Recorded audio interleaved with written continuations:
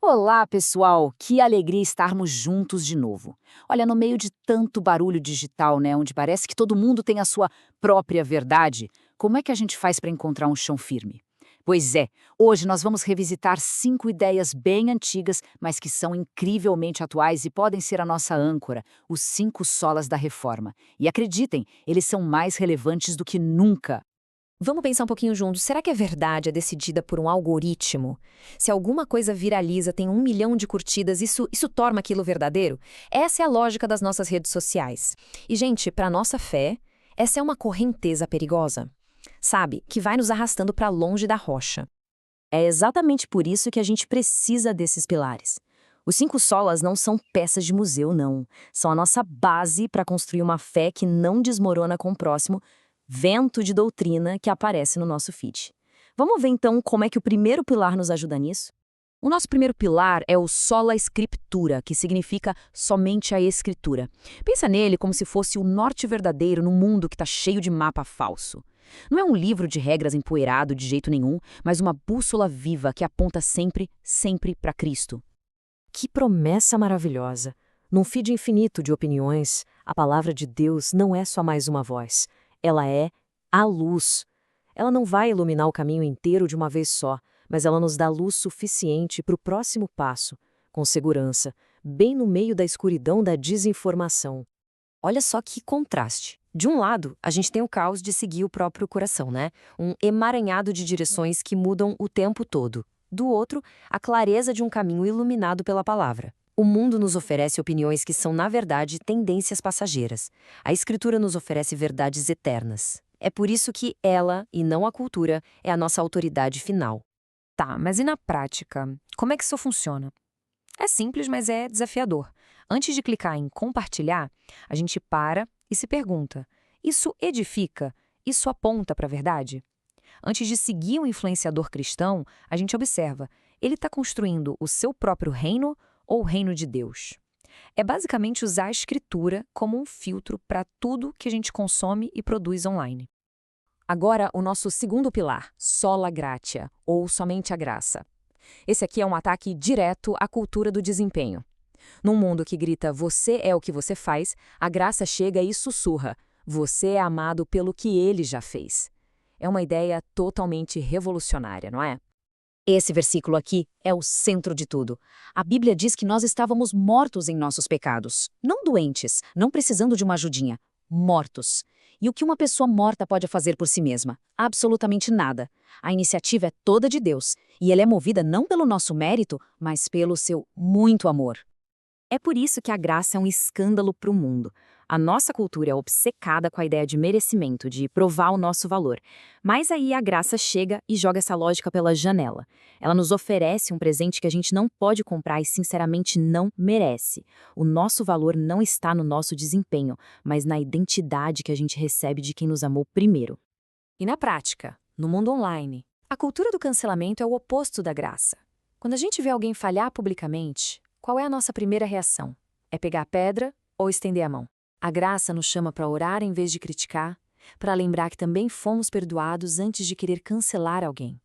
É sobre ser um oásis de misericórdia num deserto de julgamento. Vamos para o nosso terceiro pilar, sola fide, somente a fé. E aqui, pessoal, tem um segredo. Fé não é ter certeza, é ter confiança. Numa era que exige provas e dados para tudo, a fé nos chama a confiar naquele que é a própria verdade, mesmo quando a gente não entende todo o processo.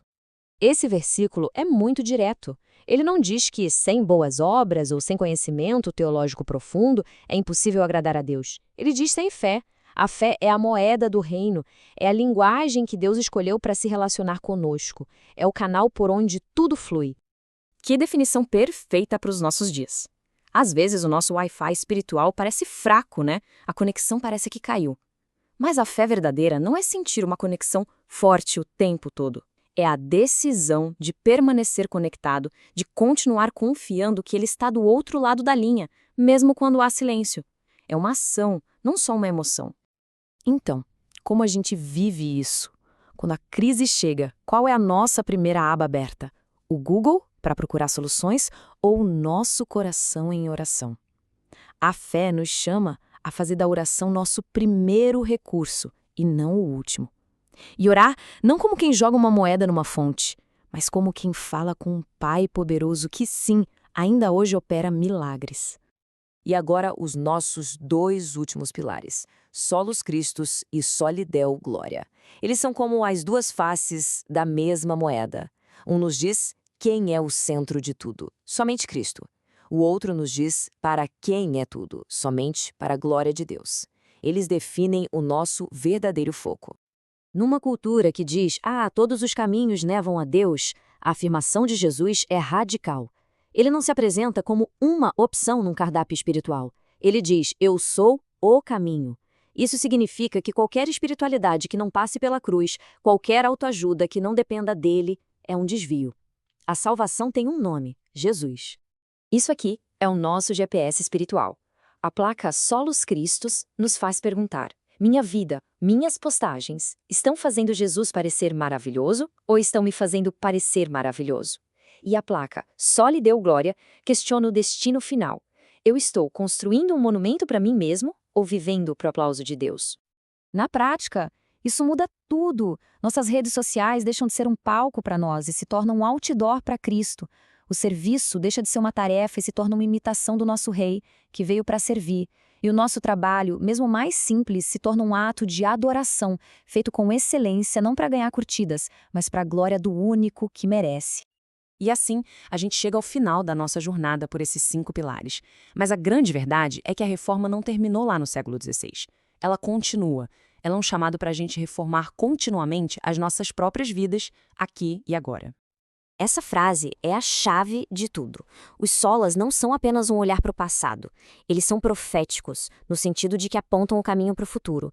Um chamado constante para que a igreja abandone tudo que é superficial e volte para a única coisa que importa, seu fundamento em Cristo. Então, o que significa ser um reformador hoje em dia? Significa escolher a verdade da Bíblia quando o mundo oferece 1 milhão de opiniões. Significa viver pela graça quando o mundo exige desempenho. É ter a coragem de ser uma luz discreta numa cultura que ama os holofotes, mas teme a verdade. E a pergunta final é para cada um de nós: como essa reforma começa na nossa vida hoje? Não é algo só para teólogos ou pastores. Começa na próxima decisão, no próximo post, na próxima oração. Começa quando decidimos construir a vida sobre esses pilares. Que Deus nos ajude a fazer parte dessa história que continua.